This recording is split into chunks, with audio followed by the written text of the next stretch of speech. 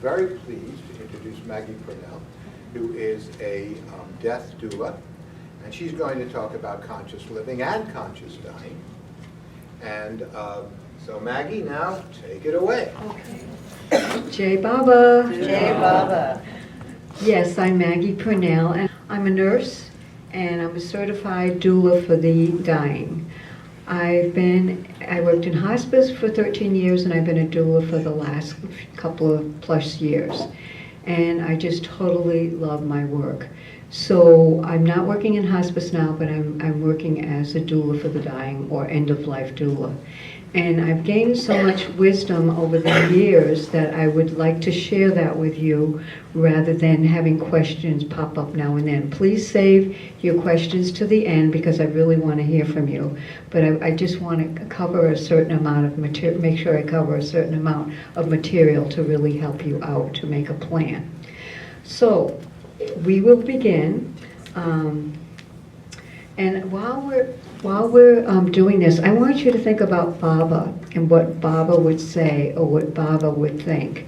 So, you know, a lot of you know what he feels about death and dying. So kind of think about that as we go along. The talk today, as you probably have read, is called Conscious Aging Facilitates Conscious Dying. And what I want to talk about with you are a few things that will really help. And I'd like to start out with the state healthcare power of attorney. I think a lot of you live here in South Carolina, but if you don't, there is a way you can download a simple form that's for your state that's legal, and you don't have to have a lawyer for any of this.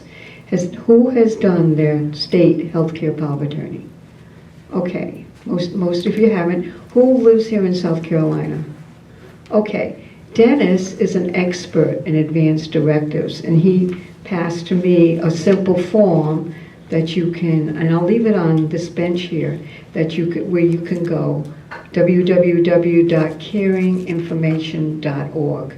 And I'll put that over here and you can look at it later to get this simple form that you pick your number one person that you want to speak for you when you can't.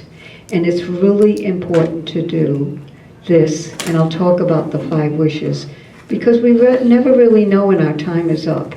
So we want the right person to speak for us when we can't. And sometimes, believe it or not, it's not your children, and it may not even be your spouse, because towards the end of life, you may have a few trips to the hospital, although you don't want to go there. And the doctors, they have not been trained to deal with death and dying. I've worked as a nurse for about 50 years, and I'm mostly in the hospital, and I know how they are, and I know how I was when I was an intensive care specialist. You don't want anybody to die. You want to put them, you know, on a breathing tube, on a respirator, put in a feeding tube, and all of this stuff. And sometimes the number one healthcare power of attorney, especially the children, that get frightened and they cave under this. And they're in charge now of your decisions. So I'm just putting that out there because I have seen this happen. And the other, really the form that I like, and I'm sorry I didn't bring more, is the 5 wishes. It's like a 12-page form that can help really flush out some ideas of what you really want. And then you get a choice to pick 3 people, but always the number one person is the most important person. And there's I'll let you know what these are about, but there's a place in there to have it notarized. And like I said, you don't need to have a lawyer. You can go to your bank, you know, or get a notary to notarize that.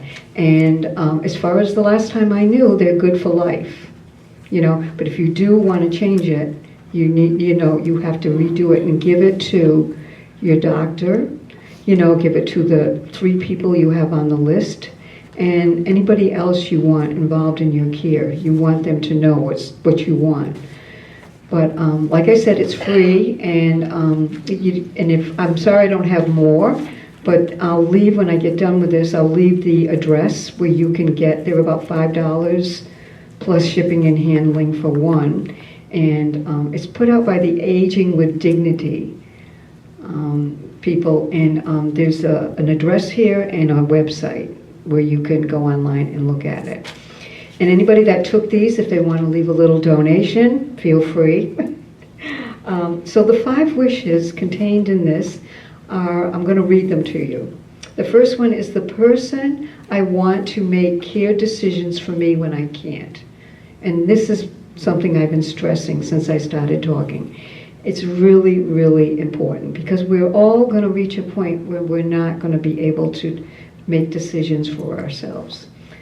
The next one is the kind of medical treatment I want or don't want. And you probably already have some ideas about that. You know, maybe you want all the heroics. I know what I want. I don't want any of that stuff, but anyway, I've made my healthcare power of attorney. People know what I want or don't want. Number 3 of the 5 wishes is how comfortable I want to be. So, you know, do you want to, most people want to die at home. From working in hospice for so long, part of the intake in the beginning is, where do you want to die? I want to die at home. And I'm going to get to how we can make that possible for you. But you know what? Right now, most people die in the hospital. And it's such a cold environment to die in. And if you're wise and you have the information and ammunition ahead of time to know what you want and make a plan, then, you know, it'll be so much better. And also, a lot of people don't want to go to nursing homes. I'm sure you've kind of thought about that. I don't know if you've gone to any of them. The higher level, where you're independent, looks pretty good. And then the assisted looks a little bit not so good, but the nursing home part, oh my goodness. Just to let you know how these places are, and you have to usually make an appointment to go to the complete care part of the if it's a 3-level nursing home. And lots of times you're in a room with somebody else, and it's expensive. I don't know if you've done any pricing around, but these places are expensive. So why not treat yourself to whatever money you have, rather than leave it to the kids or to leave it to whoever, and have a really good at-home death with specialists. You know, that's what I'm thinking. And there are specialists out there like me, and so is my friend here, Pat. I just got to meet her yesterday, and we had a long discussion about her history, what she's done. Yeah, what she's done in life, and she lives here. And she's been a Bible lover since, like I said, at age 14. I remember that for some reason. I'm one of the few. She's one of the few. And the old timers promoted her to go to nursing school. And she did. And there's a good history there. So You'll get my story one day. I will come and tell it. I promise now. But you're a Sacred Passage Doula also, right? Yeah, well, I work, both ends. Both ends. both ends. Coming in and going out. Coming in and going out. I do both. Not mouth and guy, but I do both. And there is a connection. There is a connection It's between. called transitional life. Yeah. That's how I refer to what I do. Is I do transitions. I do transformation and transition in life. Can everybody hear it? Because we do have that microphone down there. Okay, there is a big connection between being born, the continuum, and dying, which I learned in doula school, which is a whole different story. But anyway, number 4 is how I want people to treat me. And that's really important. You know, you want to be treated with dignity and respect. So you have a page to flesh that out. Something to think about. You know, and I suggest that maybe you do it in pencil or do it on a piece of paper before you make this a permanent thing, because you might go back the next day or the next week and say, gee, I should have added this or I should have added that. So, but at least start it. Open the page and start it, you know, to get going. And then it'll be a lot easier. Because I do know people that have had these things for years and haven't opened it. It's backburned. We backburner things that aren't so pleasant, but as you get closer to the end of the spectrum, you'll see that yes, I too am going to die. And when you realize that you're going to die too. You just surrender to it, because hardly anybody really dies of a stroke right away, or a car accident, or a heart attack. Most people kind of linger. And I look at death as a 3-stage thing. From the time you get the diagnosis, okay, whatever it can be. It could be end stage anything. Kidney disease, heart disease, Alzheimer's, cancer, of course, is a big one. But it can be anything at all. That is, that's stage 1. Then stage 2, these are kind of cloudy areas. One weaves into the other, that you're slowing down. Maybe you're not driving now. You're feeling tired. You want to be homeward bound more. And number 3 is usually you're in bed and you would say, oh my gosh, I really am dying. This is coming, but I'm going to deal with it or not.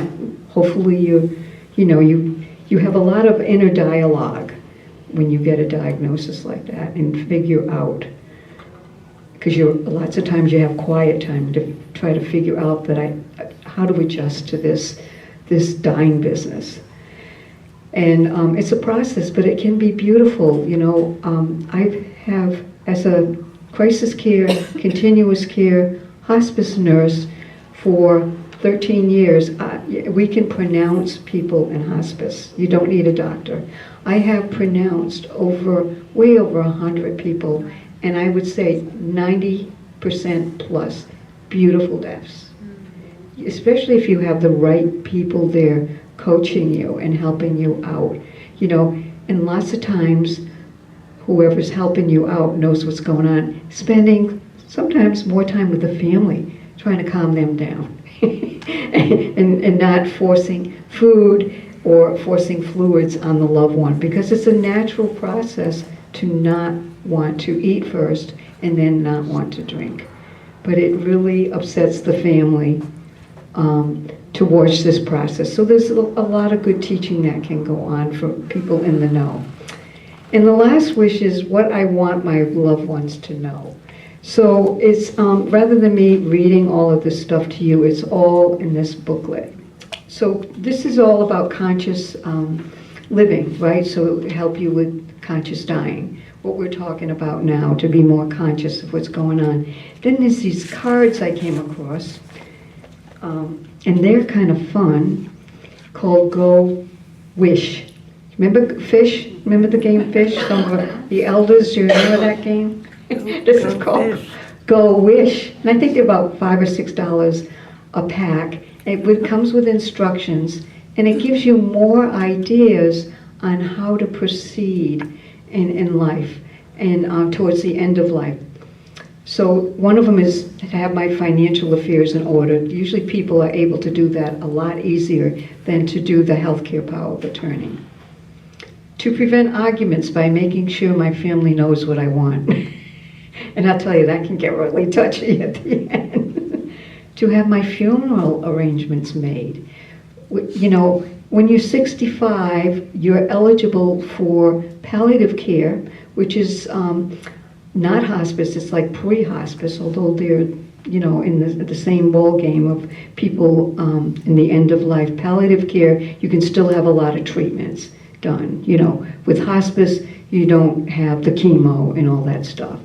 But in palliative care, you can still have blood transfusions, IVs, take all your meds, chemo, radiation, and have all of that. And then you'll reach a point, if you're having all of that, that you'll say, I'm through. How many patients have we seen that have said, I'm through, I've had enough? Sometimes there are a few people that don't want any of this. But anyway, these cards are amazing. I'll leave these out too so you can look at them. Let's see. To have my family prepared for my death. To have somebody that will listen to me. To be mentally aware. And see, like we know if you're in pain and when you get into hospice, we know how to look at the drugs and what you need, especially if we're there, as a doula for the end of life, and we're nurses. So we can guide people to help them and explain all of this morphine phobia business. You know, because when you need a drug like morphine, if you're in pain, you're not going to get addicted. When the body needs it, you're not going to get addicted. You may develop a tolerance where you'll need more to take away the pain. But who wants chronic pain?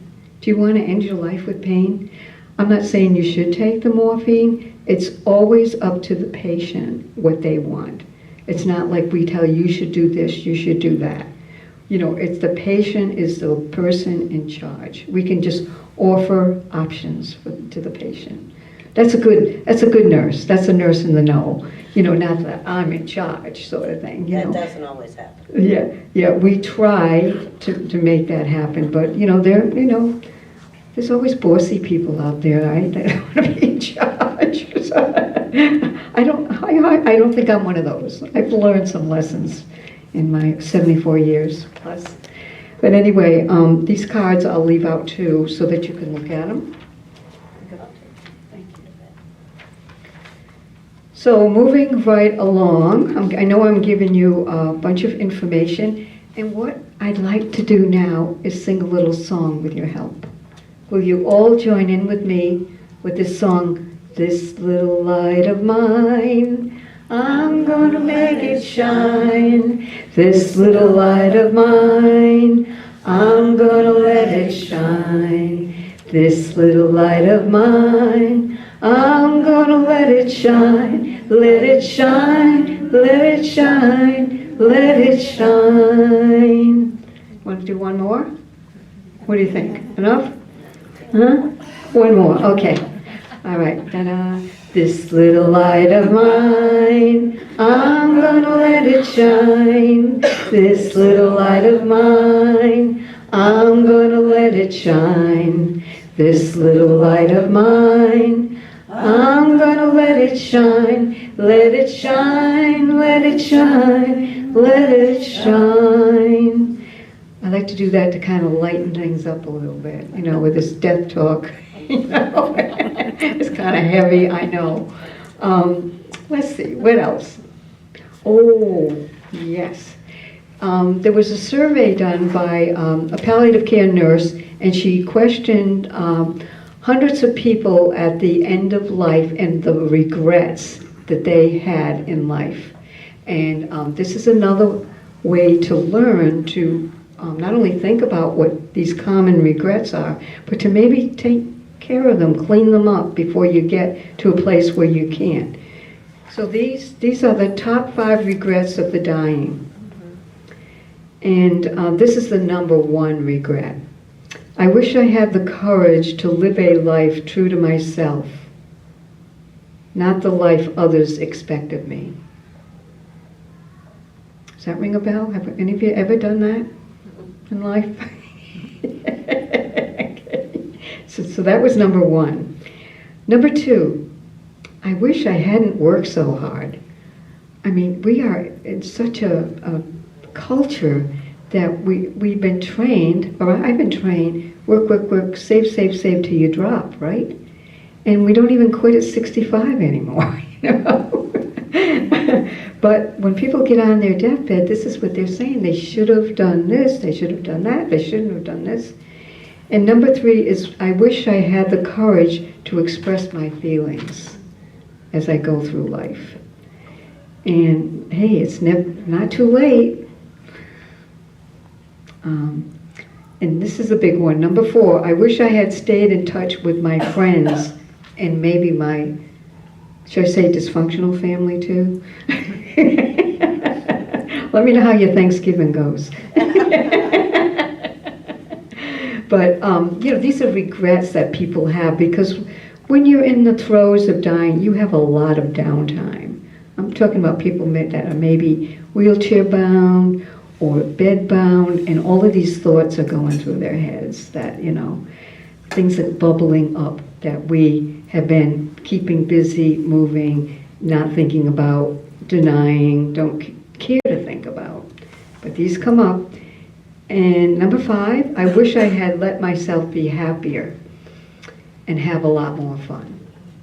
Gee, isn't hindsight great, And I added one. Number 6, I wish I had forgiven so-and-so and so-and-so. And this will make for a much better death when you have your unfinished business tied up. And one of the big ones are not only fear of dying, but, grudges being held from past people, people in your life that have, ticked you off, or, something like that. And the nurse, like us, we can help make a phone call for you, but, you can call that person or write a letter or something to, release some of this stuff that can cause, we have a diagnosis in hospice called terminal agitation. And lots of times it's related to these fears of death, unfinished business, stuff that bubbles up. And so I bring this up now, so maybe you can, we always have stuff to work on, right? That we can, feel better about, clean up our act before we get to that point. So I thought that was really interesting to bring up these top, let me call them 6 regrets. Now, I want to tell you about this whole new scene that's happening out there, because not only us elders are finding nursing homes odious and expensive as we do some research, but the whole doula for the dying schools have popped up all over. I think you can even do it online now. Get a certificate, you think? I don't know. Probably. I don't know. I went to school. 25 years ago when we started the birth doula, 30 years ago in the 80s was when the birth doula started. Mine. Yeah. So it's probably it's only online. been around for about... Yeah, a couple of years, and I took one of the first classes. It was 4 months, and I actually learned, I had just come off working hospice, and I had actually learned things that I didn't learn in hospice.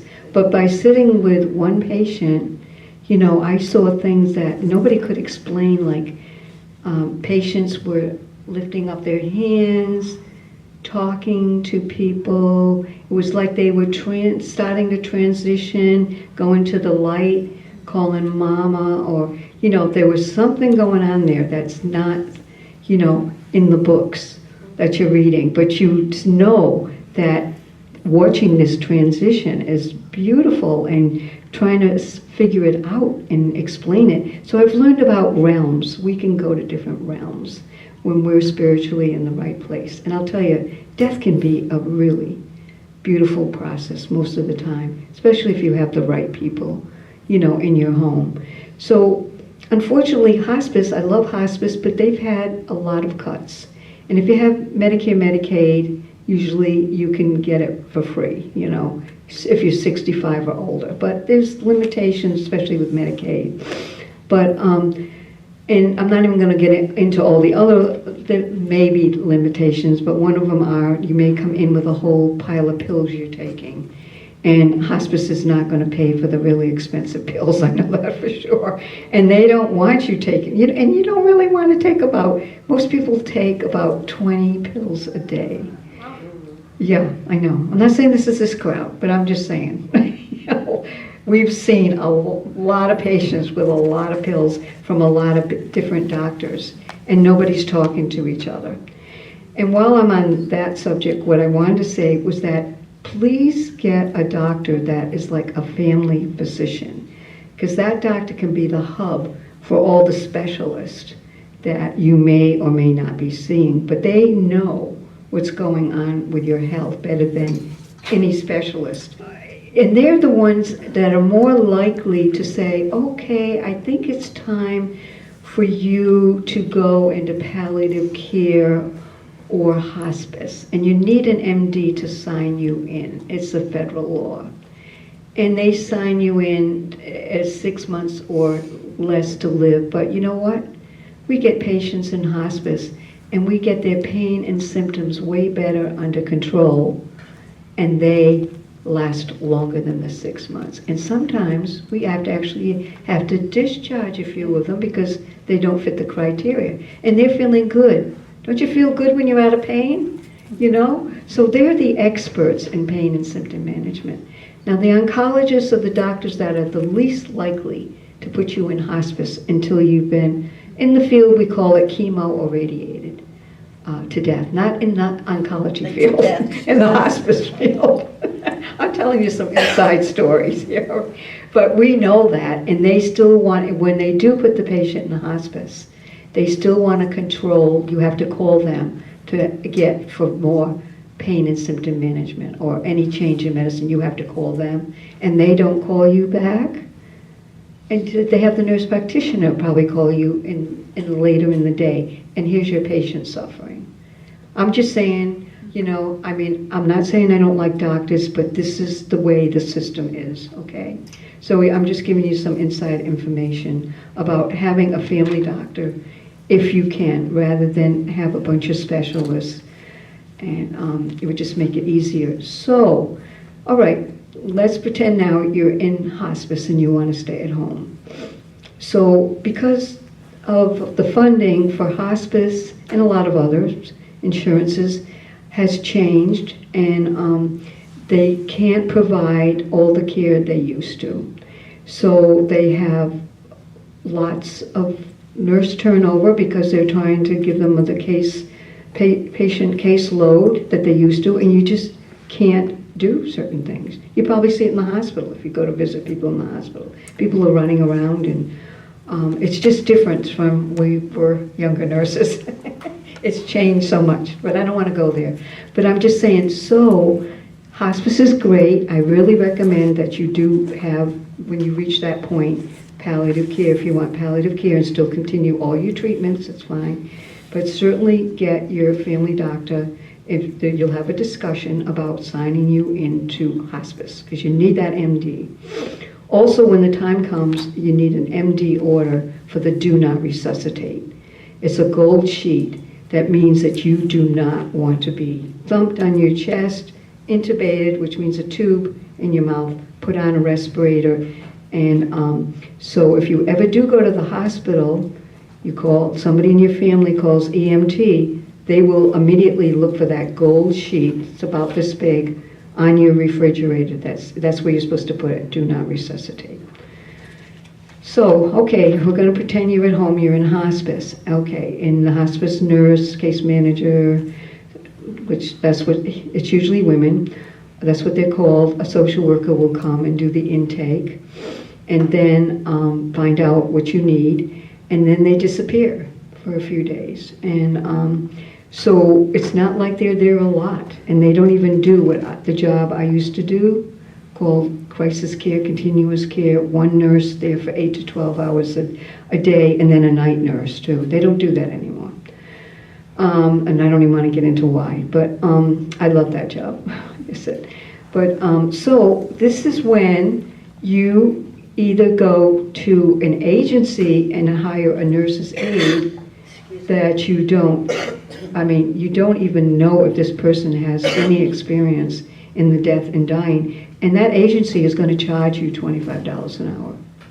I'm telling you, and the price keeps going up, and you're going to get an unknown. So why not hire a death doula, a specialist that can come in and help you, and you pay them. We need to get paid, because a lot of us are single, and we need to get paid, and you can negotiate that among yourself. But it's better to pay us than to pay an unknown nurse's aide that most likely does not know about death and dying the way we do.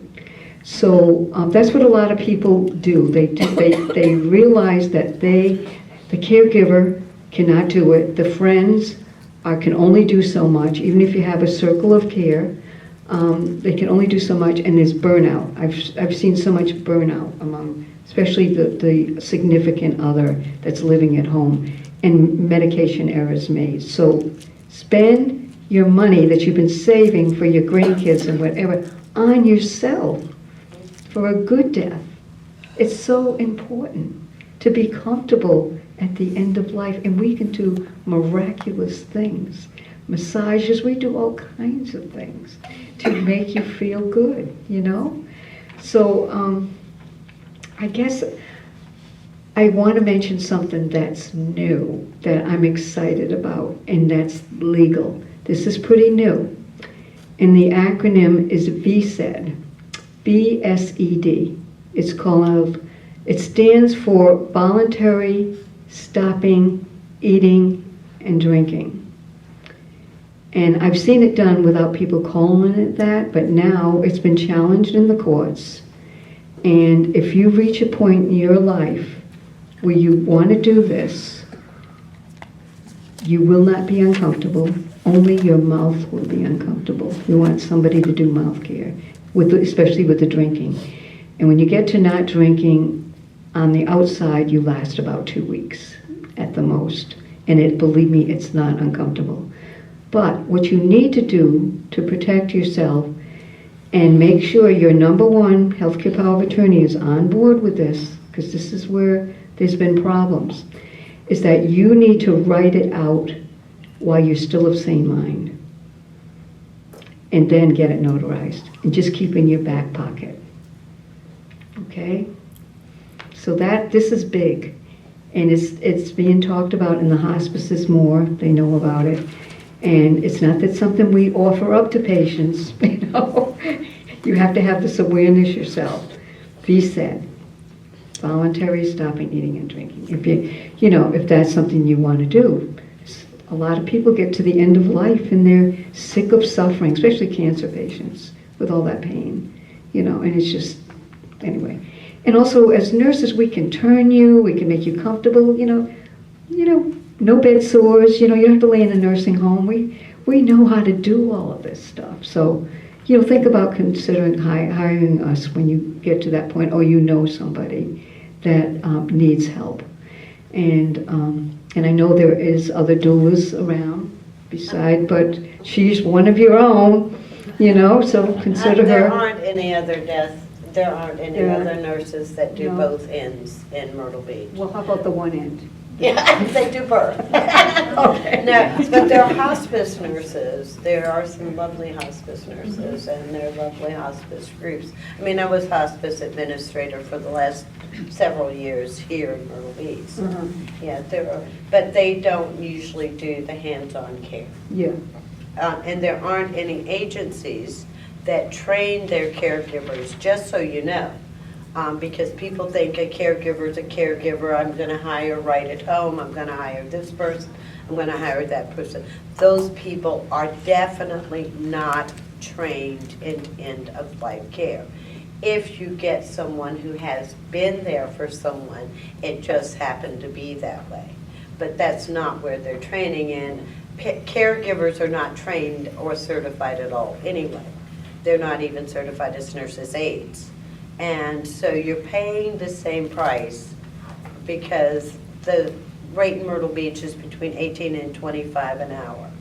You're paying the same price for that person. And if you can find someone that has knowledge, and the other thing that's beautiful too, I have to say this. I've been with several Baba people in their passing. And we have special needs. We want to hear Baba's name. We want certain things. We want to be able to transition a certain kind of way. And it's really, really good if you can make that happen for yourself. There are those that do, but there are plenty that don't get that experience. And if you can make that experience happen for yourself, I'll just, I know everybody knows Jenny Center when she transitioned a few years ago. I was able to be there, and people don't realize they're all running around talking, doing things, and you need that person that says, stop now. We're here for this. This is what we're going to do.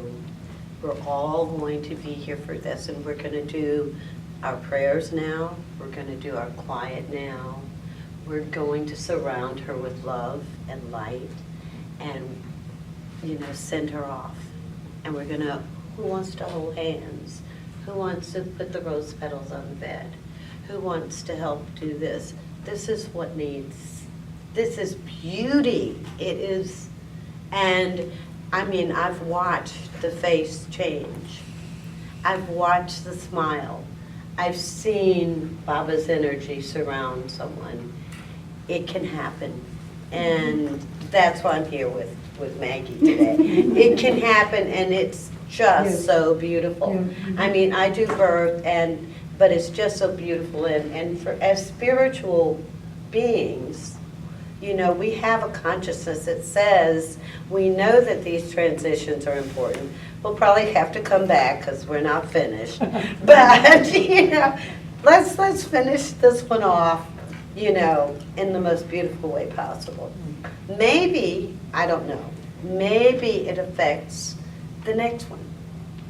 Maybe it'll have an impact on where we come the next time. Who knows? I mean, I just like to think things like that because that's how I think, you know. But, and, you know, so I think that it's important, and I think that we don't think about how important it could be to just transition in a kind and loving and caring way. And the hospice nurses and hospice teams, and I know I was a hospice administrator for the last few years, regional administrator for Palladium here in Myrtle Beach. We want to think we're doing everything, just like doctors want to think that they're doing everything. We don't want to see people suffer, but we don't really understand the needs of each individual. And that's just a reality of a system. We can't provide for you that individualized care that you would want at your end-of-life experience, because we don't have the time to get to know you. This is what I say when I'm in with birth people, just one more second. The nurses in the hospital are always going, well, why is that patient paying so much attention to you? You know, we're here to provide, you know, care. Because she knows me. She and I have a relationship. And that relationship she's depending on to take her through that birth. Now, she may know you for the last 8 hours, but she's known me for the last 6 months, you know. And, you know, so this is a relationship that a doula has, whether it's a birth doula or a death doula. It's a relationship with the person that's transitioning. They get stronger the closer they get to it. But being trained as a death doula, the thing that they can do is they're not the family. They can step back. They can look at the bigger picture. And just like me with Jenny, they can walk in and say, okay, I know this is hard for everybody, but it's time. We're all here for a purpose. Because it's hard to watch someone transition. But you have to have that, you know, say, okay, we're here for this purpose, and we're all going to do it this way. This is what she wants, so let's do it. Yeah. Thank you. You're welcome. Well, before I close the talk and open it up to you folks, because I certainly want to hear questions, and probably both of us can answer some of those questions, or maybe not that we know it all, but I was thinking of what Baba would say. It's like, what was it say? Smile, be happy, don't worry. Is that how it goes? Don't worry, be happy. Anyway, Jai Baba. So, please, who would like to ask a question? The V said, Uh-huh. how have you thought about what that means with Baba, who seems to have a lot to say about suicide? Well, Even at that point in some I ways? don't consider it suicide. This is just something, you reach a point where you're not hungry, you're not thirsty. I mean, there are people that may do that on the outside of hospice, or when, you know, or palliative care. I don't know, but I don't see that. That was what was in the court. This is not suicide.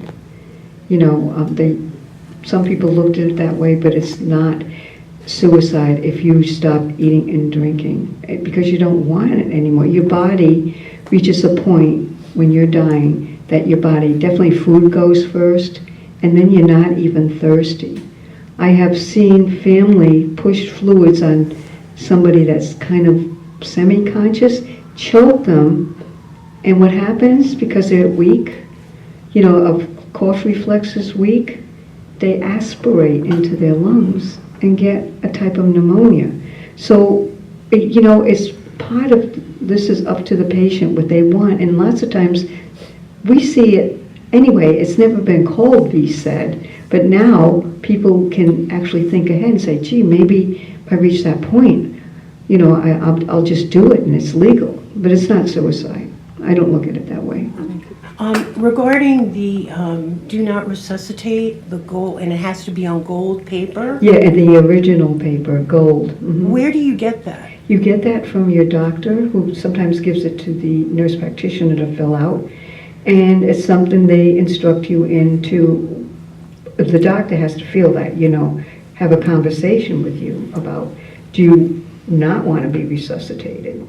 And why do you not want to be resuscitated? They want to make sure that you're clear about this. And plus, you're at a stage in your health where, yeah, okay, that's okay.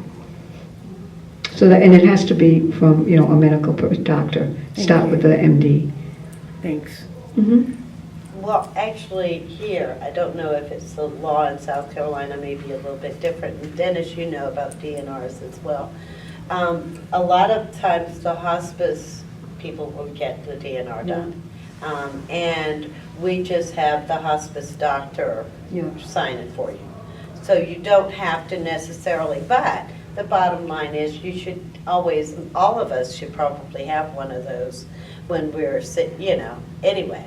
And just, I had a car accident in January and I was in the trauma unit overnight for this brain thing. And the neurosurgeon, Dr. Cheadle, had that I had his name tag on. On the other side was DNR.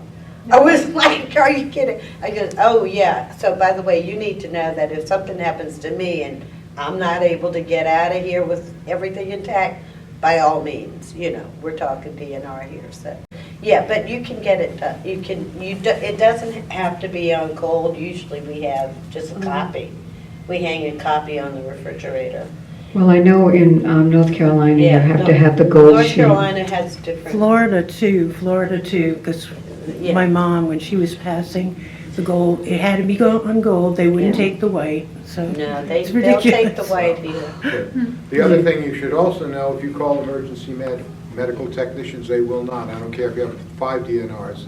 They are by law required to resuscitate you.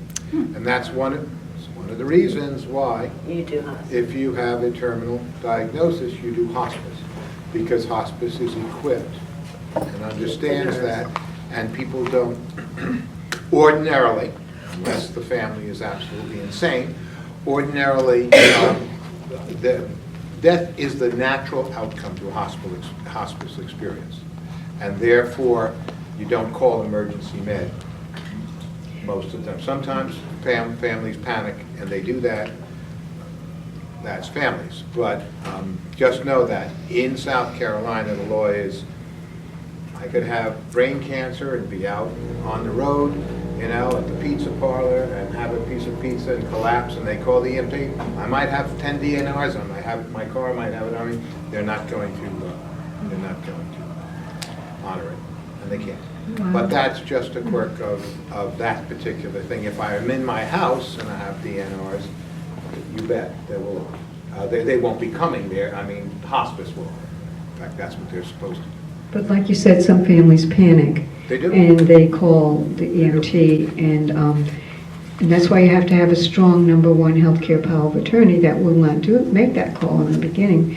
But, people freak out and whatever. But to my knowledge, the EMT people have been conditioned to look on the refrigerator for the sheet. Oh, yeah, if they're going to a home, although they're still, I'm just telling you, I'm letting you know this, guy. Unless there's hospice. Yeah, if it's hospice, well then hopefully you'll you'll have either your healthcare power of attorney there, the hospice nurse will be there, somebody, the chaplain will be there from hospice.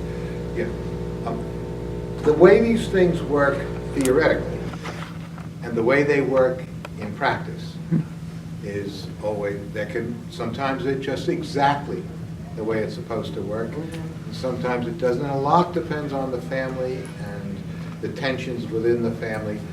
That's why having a strong healthcare agent is probably the single, you have to have an advocate, you have to have a lion, somebody who's not intimidated by doctors, not intimidated by big words, who has an absolute understanding of what you want. So you just don't put it on a paper. You tell them, you discuss it with them. Death doulas obviously do this because everything they hear by law is also legal. In other words, it's not just what's written on the paper. If you've told them things verbally which didn't necessarily get to the paper, they have a right to use that as evidence. So just understand that. But you know, if you have only a child and your child is really squeamish and doesn't like medical things, is not very strong, it's not the best person to have as your healthcare agent if you have any choice. My mother passed away in September, and she naturally, it was really a natural process, stopped eating and drinking. And she was sort of semi-conscious, so she did not eat or drink for 9 days.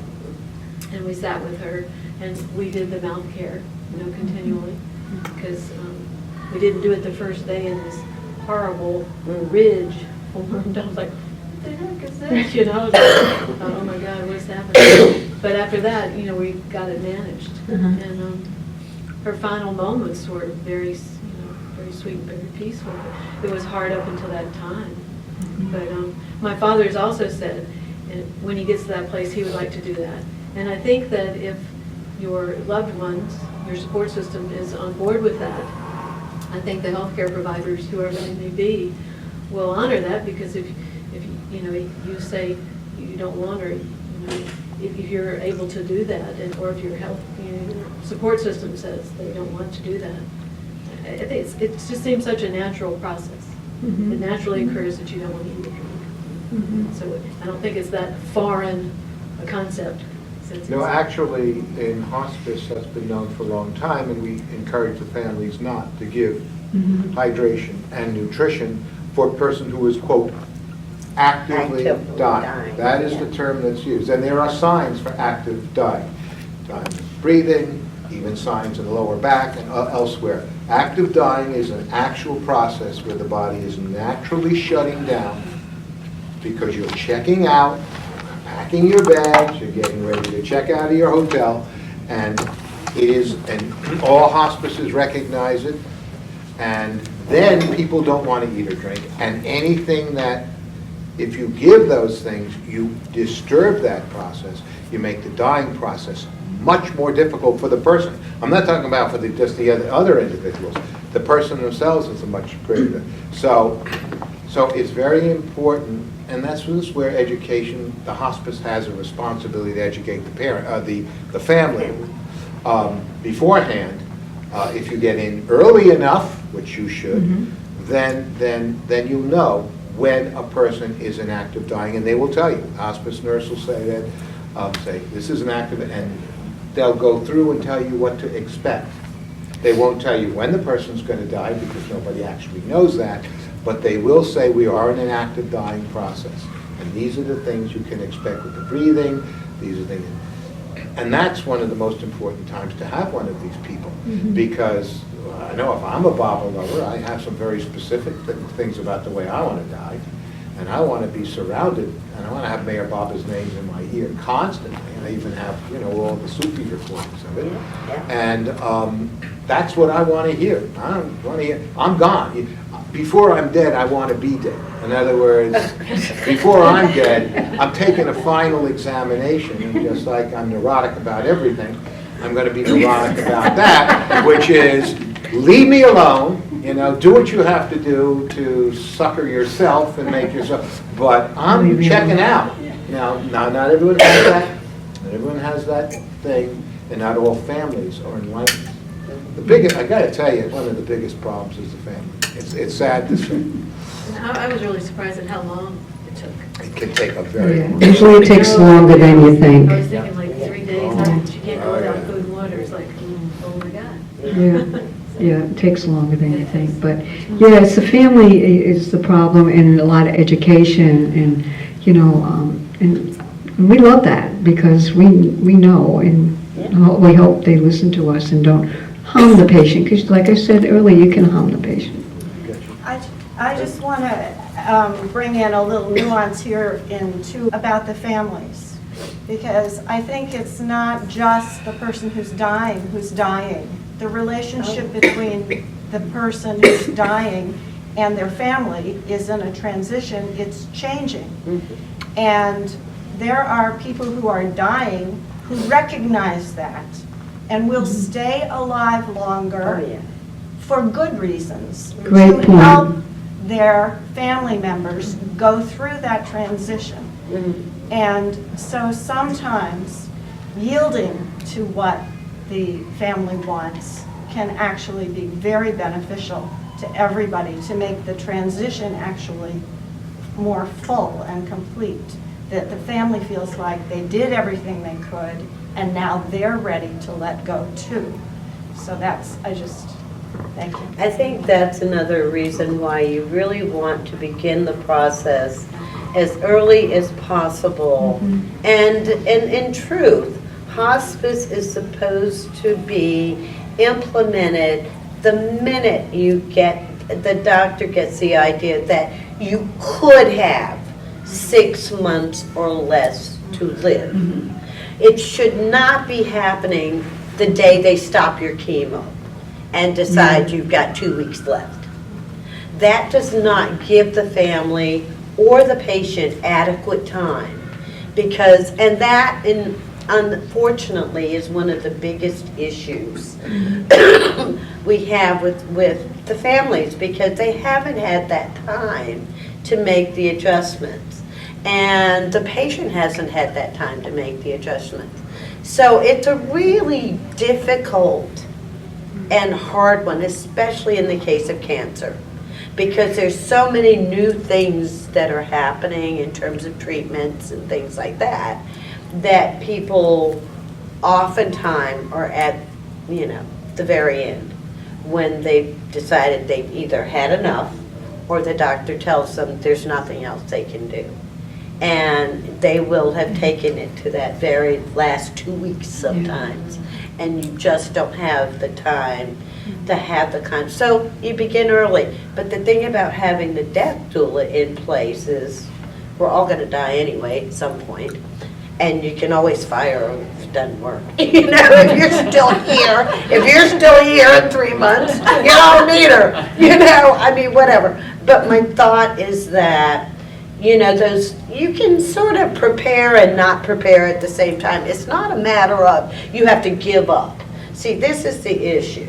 The issue is people are constantly with the idea that I have to give up in order to be on hospice. I have to give up wanting to live in order. No, you don't have to give up. But you have to have sort of a little bit of control over what you want to happen. And I think if you kind of start those things at any age, you start taking these steps, then you're more prepared at the end. And resolving those family things, letting them know what you want. My mother passed away about 10 years ago, and my daughter and I both were there. We had to fly all the way from Texas to Philadelphia, but we knew what she wanted. My daughter was 21, her favorite person on the planet.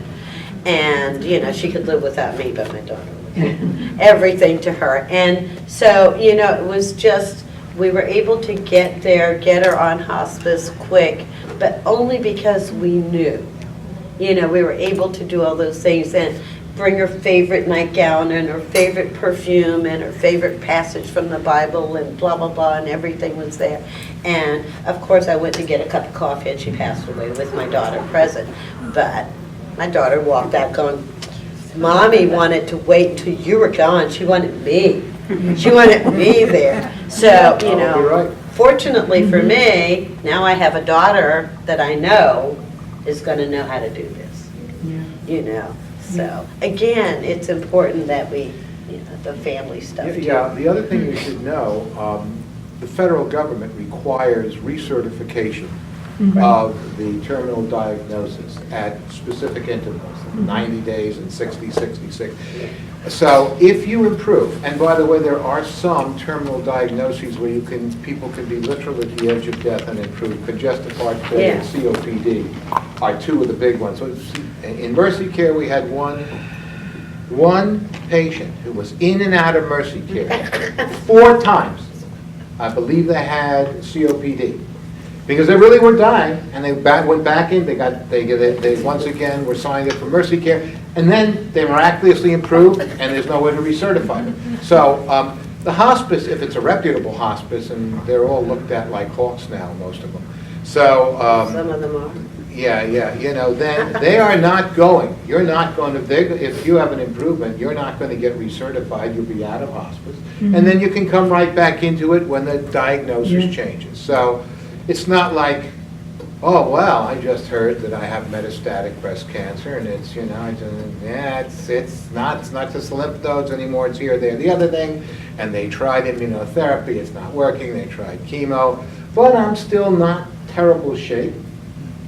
You go into hospice right then and there, and if you decide, hey, something else comes down the pike, somebody said, you know, mouse turds actually cure cancer, you heard that, and you want to go back in, you want to go back into active care, you discharge, you resign from hospice and go into active care. So these are not irrevocable decisions. The irrevocable decision is when the family calls 2 days. And at least, I don't know, I haven't kept up with this particular statistic. 25% of the people in hospice died within the last week. In other words, were admitted within the last week. That's ridiculous.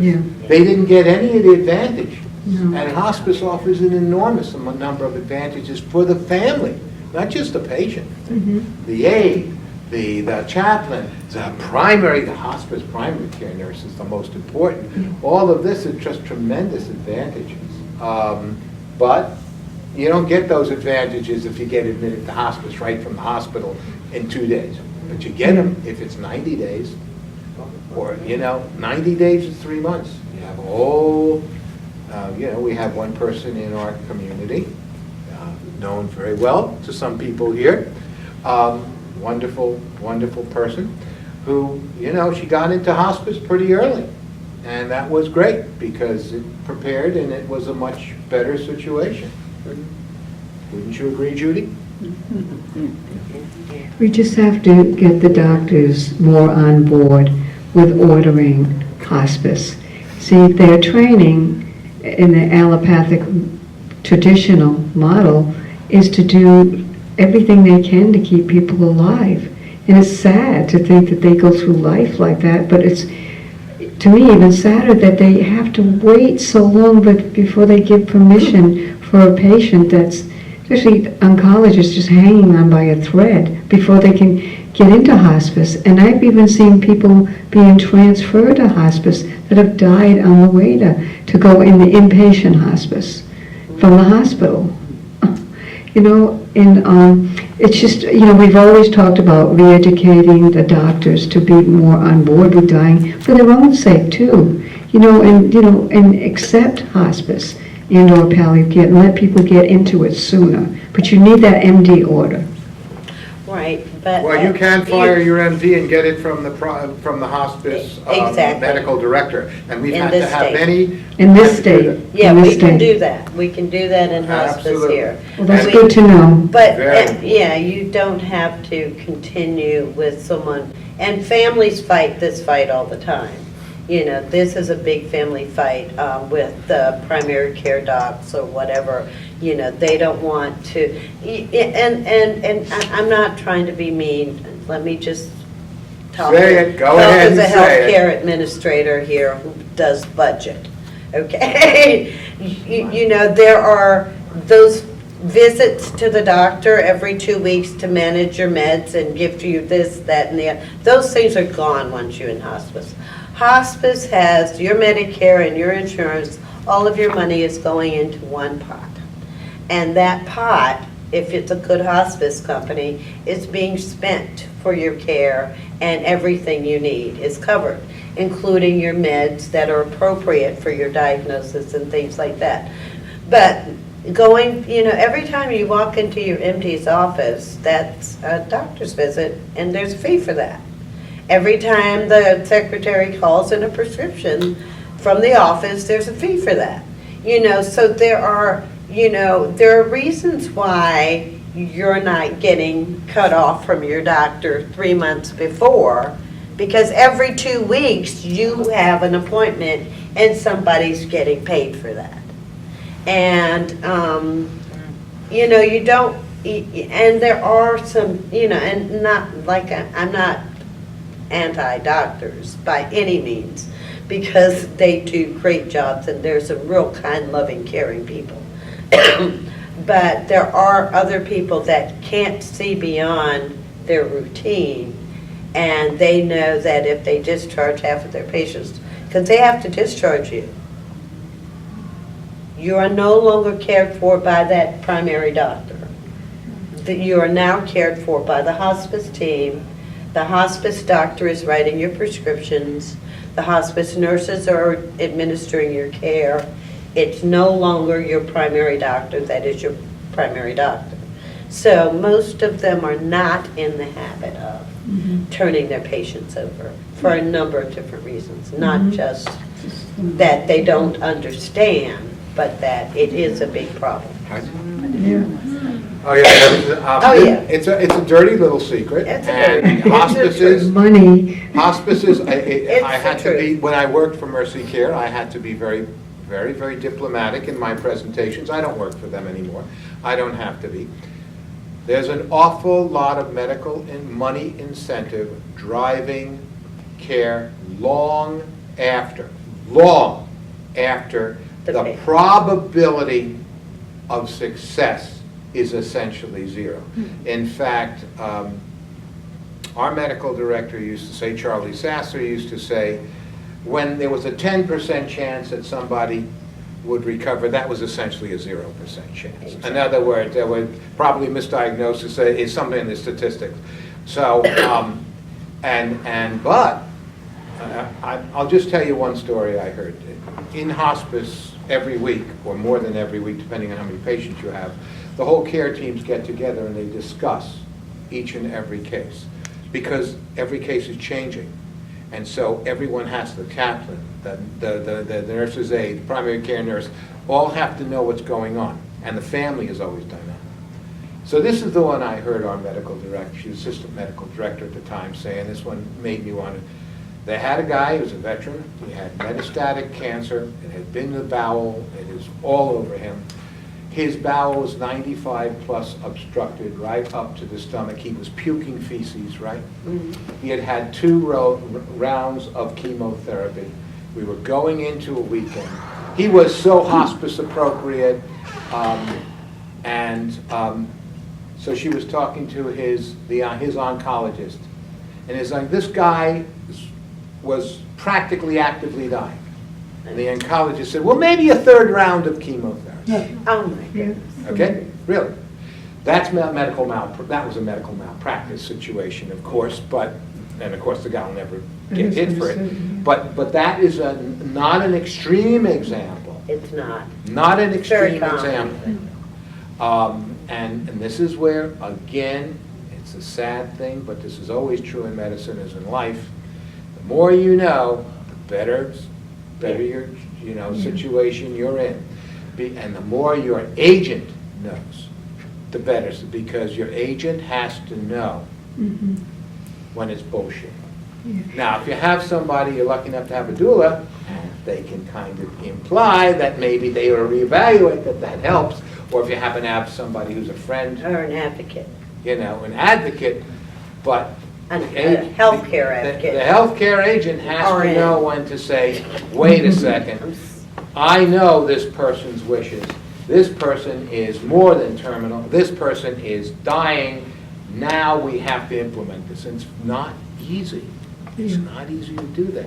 Dennis, could you walk us through, in this state, you mentioned that the family could fire their doctor They can. and go, how does it work? Do they call hospice and have an interview to get on the hospice program with the special nurse, or you don't see the doctor right away, right? You have to go through the paperwork to see if you're eligible. Well, okay. The way it worked in Mercy Care, and you can tell the way it Yes, works in the your same. hospice, we did a presentation. And the presentations were sometimes done by the primary care nurse. They were sometimes done even by me. I'd meet with the family. I would explain all about hospice, everything. I did the normal presentation I did for the public, I did it to them. I'd answer all their questions. This sometimes happened when they were still getting active treatment. In fact, that was good when it was happening. So then if they decided that they wanted to elect hospice, then they elect hospice. And you don't at that, you let the primary physician know, okay? Ordinarily, the medical director, who is a doctor, lets the primary care physician know. And one of the things we'd ask the primary, do you want to be involved, do you want to know about what's going on? Do you want us to send you notes and all that thing? And many of them would say yes, whether they read them or not. Some of them would say no. Some of them would say, no, you take care of it, that was it. But the patient has to fit the criteria. You always have to fit the Yes, criteria. that's the You must deal. have a hospice Yeah. diagnosis, absolutely. And the feds set what that diagnosis is. The doctor doesn't set it. Yeah. It has to be, and the diagnosis has to be something where in most reasonable cases, that person could expect to have a life expectancy of 6 months or less, okay? Okay. That doesn't mean they have to have a psychic. We've had people, I had one guy for 2 years, and he got recertified and recertified and recertified, and met the criteria fine. But that has to be the diagnosis, and that's federal law. That's not state law. That's throughout all the states. That's Medicare. Right. Yeah. Medicare sets the, Okay, any other questions? Yep. How does one become a doula? Is it simple enough, and do you need? Yes, it's simple enough. You don't have to be a nurse. You can go online and Google Rhode Island, see if there's any doula schools, or you can probably even take a course now online and become certified. Just pay the money, take the test, and yeah. I think I'm going to open a school, just so you know. I already told Maggie. And then you can work for hospice? You're automatically qualified? No. This is, Private. yeah, we're working for ourselves. Yeah, I've been trying to get into hospice and tell them that I could make you look good because they're so short of help.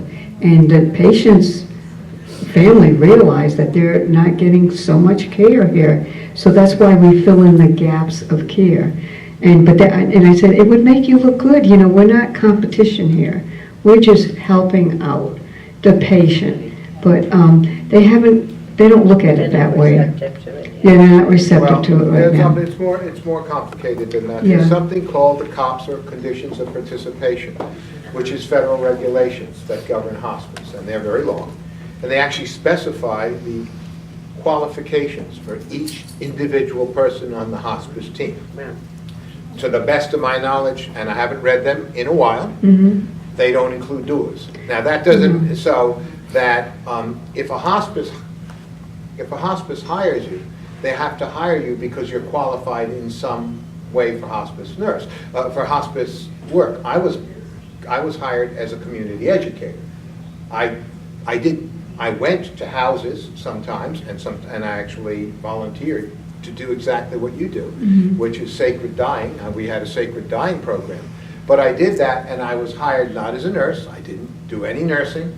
I didn't do anything else. But you know what I did? You might be with that credential, you might be able to get a job in some capacity, but right now, the way it is, hospices look for people who are credentialed. Now, if you were, for example, a CNA, a certified nurse assistant, which is what, 150 hours, not to 110? It depends on the school. Ori Georgetown Yeah, has Ori a thing. Georgetown. If you got a CNA thing, and we're also a doula, I would think that that would give you an excellent opportunity, but you'd be working also as a CNA. You wouldn't just be working as a doula. Right. So, Well, yeah. at Care Partners, which is a big hospice in Asheville, one of their workers who was a CNA, they sent her to doula school. So just one, there's only one of them in that big organization. They're getting smart. But when I worked there, when I was actively working there, a few of the social workers would keep a list of references of people that they heard that would help fill in the gaps with the night shift, with the patient, whatever. And, but that was only a name and a number. They didn't get involved. Hospice didn't get involved other than just relay that person's name and the number, and then you figure out the hours, how much pay and whatever. So it wasn't a hospice employee. Yeah, the family can hire any ancillary Yeah. people they want, and many do. There are some that just feel that hospice, even though the aide comes 3 or 4 times, 5 times a week, they need more. And they literally hire home health care aide. They pay for it themselves, Yeah. but they hire it out of their self-pay, and they can hire a doula exactly the same way. Right, So, that's- Do we have somebody else with a question? Yes, yeah. So I was a home health care person. So in 2012, the family paid $22 for me to be there, right? I was there the night that their mom died. I did not know any of this information. You know what I mean? I was not trained. I was not anything. I was not anything. If you're going to pay this money, pay it for a nurse who knows how to do these things. Don't pay. I got paid $10.95. Exactly. The agency got the rest. Yeah, The agency Oh, got yeah. the rest, Oh, yeah. and the turnover was incredible. If you want to make a relationship, if you want to have somebody there who really knows, if you want to have somebody who's going to advocate, it's not going to be somebody who's getting paid $10.95. Exactly. You know what I mean? And has 30 Touche. hours of training or some crazy thing, and none of it was in depth. And we have a heart for the work too. We're not just, it's not just a job. Yeah. We're here for a reason, and hospice workers have always gotten paid less than hospital workers. Because we choose, doctors too, we choose to be in this profession. Yeah. This is more this is a statement. I think there's some questions in here, but my mom passed away in Florida, and hospice was like heaven. And then a friend of mine who went into hospice here stayed at home. It was like hell. I'm comparing it, heaven and hell, whatever. How many years ago was that in Florida? 4 maybe, 3, 4 Was it years. Vitas, hospice, Vitas? I think so. That rings a bell, but I'm not sure. But here, I mean, they gave the medications, and like it was like a nurse was there until the pain management was completed, until the doctor felt that their pain was under control or managed. There was a nurse there, 24/7, and this went on in my mom's condo That's unusual. for life. I've never heard of it. Well, yeah, That's what I used to do in Asheville and Miami, crisis care, continuous care nursing. And Vitas had it from the beginning. They're the oldest hospice and the biggest hospice in the world. But here, it No. was, I mean, that was the only hospice experience I had ever seen. And, but there was nobody there that was assisting with the death, like a doula or somebody. I felt out of my family, I was probably the most, as helpful as I could be in that regard. And, but here it was terrible because they came in right away, which was really good, and got everything set up, which was excellent. But then after that, it was like you were on your own, and Well, if you should have didn't fired them. You can fire your Actually, hospice. that's pretty standard with most of the hospices. You in can't Myrtle fire Beach. them. Understand that. Yeah. I was so surprised. But because, see, hospice in Myrtle Beach, Mercy Care was nonprofit, okay? And now they're Lower Cape Fear. And which they're is still close- nonprofit. And they're still nonprofit, but their model has become more Yeah, it sure has. private business. You bet, sure has. There's recently Heartland's become nonprofit. September, they went nonprofit. Their business model is still business. Unfortunately, this is what I was saying to you. When you get that pot of money, which the doctors get if you're going to them, the hospice company gets if you're going to them, or the caregiver company gets if you're going to them, they get to choose how they're spending that money. Continuous care is still on the books. Yep. I know that as an administrator. We can still do that. Most hospices will not do it. Well, Because they're not it gonna get costs paid them, for no, they get paid, but they don't get paid as much. I do the budget. They don't get paid as much, and it takes a lot more work to write it up. Right, to justify. And justify it and make sure you know what you're doing. And not everybody that's running these companies can do it. So they're not willing to do it. Most of them are opening up their little hospice beds in facilities. And so that's what they're doing when someone gets to that point that they think they need 24-hour-a-day care. They transfer them to a facility. Because they get more bang for their buck, they get Right. more They get reimbursement. much more money. Yeah, so that's what's happening here in Myrtle Beach. So, yeah, they come, they set you up, they teach you how to give your meds, they teach the people what to do, they order the bed and the oxygen and the this and the that, and then once a week the nurse comes. If you're lucky. Oh, really? They Yeah. don't. But see, for my company, at least I made my people go as often as could, because you still get paid. But, you've got to look at your boss up top of you, and they're going to say, well, we're not making as much profit because you're sending the nurse 4 times a week. Yeah, it's a per diem rate. Hospice gets paid a per diem. Understand that. They don't get paid by the number of people they deploy. And then you get a per diem, and I don't know what the current one is. It was $155 a day when I left Mercy Care, maybe more. What is it now? Maybe, I think around 185. Oh, But cool. still, that includes the aide and Everything. whoever comes in that house. So it's not the big pot that, So how did Florida get to give such If they were incredible care? VITAs, they were nonprofit. So if you have a nonprofit model, your money goes to take care of your patients. Yeah, when I It was, doesn't go into somebody's pocket. when I worked for them, they Remember were that. nonprofit. That. And When you're then- working with nonprofit, the money goes back to the patients. Yeah, but then they sold it to Roto-Rooter Plumbing Company. No. I know, we were all like, this is a joke. No joke, they actually did. Yeah. So, and now it's for profit. The other thing is nonprofit hospices get donations, Right. and- okay? Some do very well with donations. Because of our donations, we actually never turned a patient away. We had people who just Yeah. had no money at all, they Yeah. didn't qualify, and they was, and we took them. Yeah. And it was worked out about 3 to 5% of our budget, and that was, but, and if you have a very good hospice, like the many in Sanford, I was elsewhere, at the VNA of you can- Dallas, you and can our get a lot of hospice at the donations. VNA of Dallas. When Mary Kay passed away, she was one of our patients, Mary Kay Cosmetics. They poured money into us. We had more money than we could handle to take care of our patients, because the legacy, most families, and most families will leave something to the hospice companies, and, there's a lot of that in hospice, nonprofit hospice. But for-profit companies can't do that because they don't have that 501c3 status to collect donations, Anybody else want to ask a question, maybe from over here?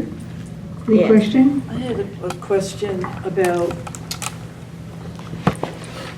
is do not resuscitate, is that the only form you really need? As far as As far as what? resuscitating, basically?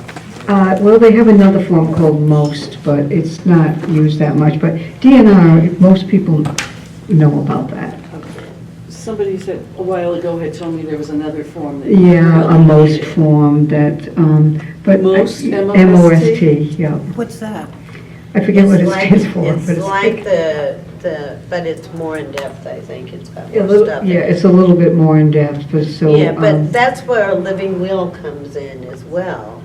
Because all that stuff about don't feed me, don't do this, don't do that, that's more part of that. Well, the And- healthcare power of attorney has the same thing. So Exactly. you must have a healthcare power of attorney. Yeah. You can't, just don't get a DNR. You have to have a healthcare. Yeah. You have to have an agent. If you want, you can have a living will. The problem with the living will in South Carolina, It's and the not reason you have to as be valid. very careful of it, Yeah. is that by law, which they haven't changed, your living will takes precedence over your healthcare power of attorney. So, if there's any conflict, you can have an agent who is legally bound by a document which you may have made up 10 or 15 years ago, not understanding it. It just so happens I had to do my regular will, and I had to do some other things, and we always advocated at Mercy Care, you forget about a living will. You don't need a living will. Have a healthcare power of attorney, and my attorney that I happened to be meeting with said exactly the same thing. She wasn't even going to make up a living will, and I said that's just fine with me. But the healthcare power of attorney is an active thing because your agent's a living human being and may have had a conversation with you the day before, the day of something. You may have told them something that was vitally important, and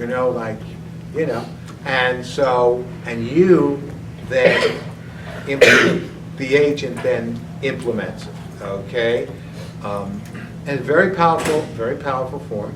If your agent is good, you have to have, that's the real problem. I have only one alternate agent. My wife's just fine, but I have an alternate agent, my daughter.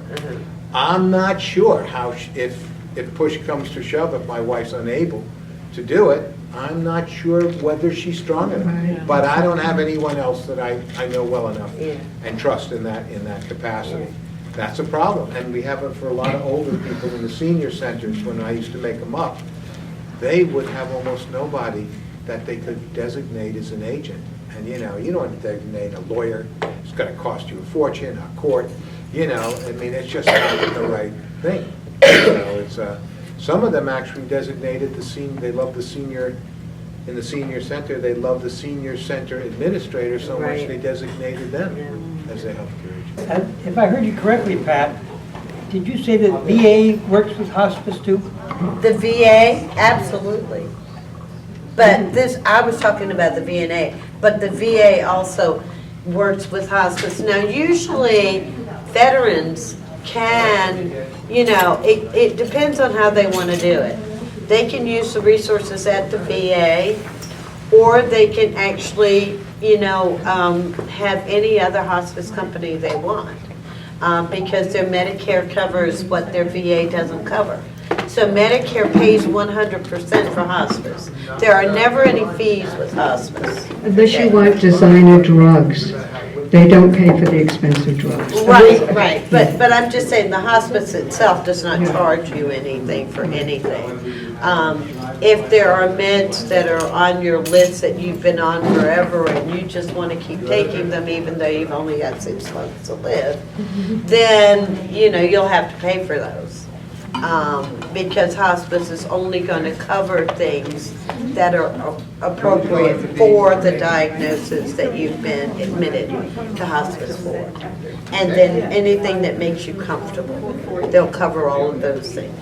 Does that answer your question? Yeah, But if you now the VA doesn't have its own hospice per se.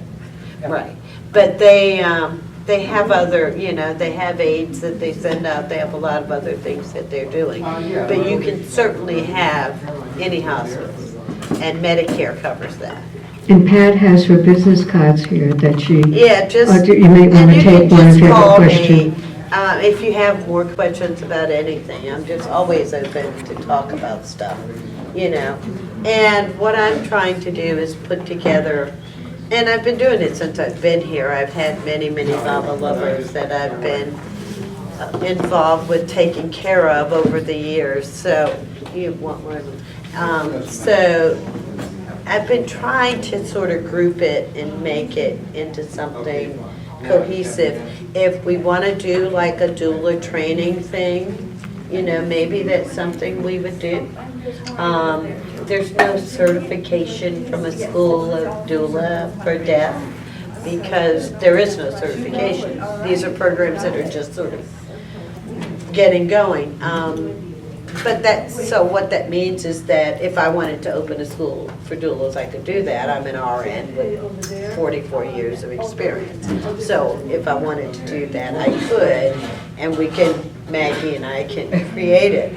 And we can put it all together and train people and that way we can have a group. And I do believe a little, cultural sensitivity and awareness is a big part of hospice care, right? Yeah, but, I'm just saying that, there are, maybe there are things that we can talk about that'll help the community at large to create some things for the community. Ladies, thank you so very much. You're welcome.